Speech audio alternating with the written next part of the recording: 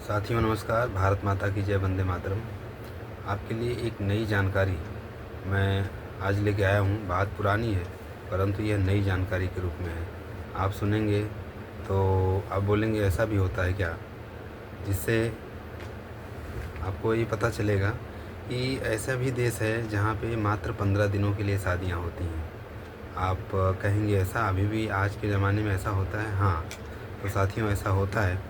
Indonesia में महिलाएं 15 दिनों की शादियां कर रही हैं। साल भर में वो इस तरह से 20 से 25 शादियां कर लेती हैं। साथ ही साथ आइए जानते हैं कि यह वहाँ पे क्यों इतना लोकप्रिय हो रहा है। दूसरी भाषा में अगर कहा जाए तो इसे शॉर्ट टर्म मैरिज भी कहते हैं। दुनिया में इस देश में जहाँ 15 दिनों के लिए आसानी से बीवियाँ मिल जाती हैं, उन्हें भी यह मालूम होता है कि यह शादी 15 दिन के लिए है, परंतु वह खुशी खुशी इस शादी को करने के लिए तैयार हो जाती हैं। और जब ये टूटती है तो उनको इस बात का कोई फ़र्क नहीं पड़ता है कि हमारी शादी टूट गई, क्योंकि उन्हें इससे फ़ायदा होता है, उन्हें इससे पैसे मिलते हैं। इस शादी को आप शॉर्ट टर्म मैरिज के नाम से जान सकते हैं। पहले तो ये पुराने दिनों में कई देशों में प्रचलित थी, पर अब गिने चुने कुछ देशों तक ही सिमट कर रह गई है। एक ऐसा देश है जहाँ ये थोक के भाव में होती है। वह देश का नाम है इंडोनेशिया। वहाँ एक महिला अगर चाहे तो एक वर्ष में कम से कम 20 से 25 शादियाँ कर सकती है। और इस तरह की शादी का ताल्लुक़ भी एक ख़ास धर्म से ही था पुराने ज़माने में। इस धर्म में आज से नहीं बल्कि प्राचीन समय से ऐसी शॉर्ट टर्म मैरिज को मान्यता मिली हुई है। और आप जानते हैं ये कौन सा धर्म है? ये धर्म है इस्लाम। ऐसी शादियाँ और ऐसी शादियों की इस रीति रिवाज को मुताह निकाह कहते हैं।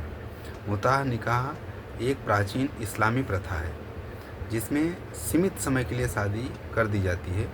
दोनों पक्षों की सहमति से एक छोटी सी तय अवधि के बाद ये शादी स्वतः इसको ख़त्म हुआ माना जाता है। इस तरह के निकाह की उत्पत्ति इस्लाम धर्म के शिया समुदाय में हुई थी। पहले ऐसा विवाह पूरे लगभग एशिया, मध्य पूर्व देशों में प्रचलित था, हालांकि अब काफ़ी कम हो चुका है। बहुत छोटे स्तर पर ईरान और इराक जैसे देशों में मुताह विवाह अब भी बहुत थोड़ा मात्रा में इधर उधर कहीं कहीं होता है। ये शादी आजकल मूल रूप से इंडोनेशिया में खूब होती है। खासकर वहाँ का एक क्षेत्र है जिसका नाम है पुखांग। वहाँ इसका काफ़ी अच्छा चलन है। वहाँ पे ये शादियाँ होती हैं। इसको बोलते हैं शॉर्ट टर्म मैरिज। मीडिया में भी पिछले दिनों इसका खूब जिक्र आया था। यहाँ गरीब परिवारों की जो युवतियाँ हैं, पैसे के बदले में जो विदेशी होते हैं, खासकर मध्य पूर्वी देशों से जो आए होते हैं पर्यटक, वो उनसे यह विवाह करती हैं अस्थायी रूप में। और ये विवाह मात्र 15 से 20 दिन के लिए होता है। इस दौरान वो पर्यटक को घरेलू और यौन सेवाएं देती हैं, बदले में उन्हें अच्छी रकम दी जाती है। तय अवधि के बाद यह शादी स्वतः खत्म हो जाती है। इंडोनेशिया में इसे प्लेजर मैरिज भी कहा जाने लगा है। यहाँ एजेंट्स और दलालों के माध्यम से गरीब महिलाओं को अस्थायी विवाह के लिए उपलब्ध करा दिया जाता है, जो कि आमतौर पर 5 से 20 दिन तक चलता है। यह प्रथा स्थानीय एजेंटों और कंपनियों के माध्यम से एक उद्योग का रूप ले चुका है, जिससे कि पर्यटन और स्थानीय अर्थव्यवस्था को भी बढ़ावा मिल रहा है। इस प्रकार की शादियाँ प्रमुख रूप से बड़ा ही आकर्षण का केंद्र बनी हुई हैं। लॉस एंजल्स टाइम के अनुसार इस्लाम में मुताह निकाह की ये प्रथा एक आकर्षक उद्योग के रूप में उभरी है। अब ये काम कुछ कंपनियों ने संभाल लिया है। एक हाईलैंड रिसोर्ट में एजेंसियों द्वारा पर्यटकों को स्थानीय महिलाओं से मिलवाया जाता है। दोनों पक्षों की सहमति से आयोजित एक छोटे और अनफॉर्मल मैरिज के बाद पुरुष महिला को दुल्हन की कुछ कीमत अदा करता है, फिर ये शादी मानी जाती है। तो लॉस एंजल्स टाइम्स के अनुसार एक 28 वर्षीय इंडोनेशिया महिला, जिसका नाम बताया गया काहाया, और उसने अस्थायी पत्नी होने के कष्टदायक अनुभव के बारे में ही बात करी थी। उसने लॉस एंजल्स टाइम्स को बताया था कि उसने 15 से ज़्यादा बार पश्चिम एशियाई पर्यटकों से शादी की है। इस काम में अधिकारियों और एजेंट का भी हिस्सा होता है। इसे काटने के बाद उस महिला को आधी रकम मिलती है।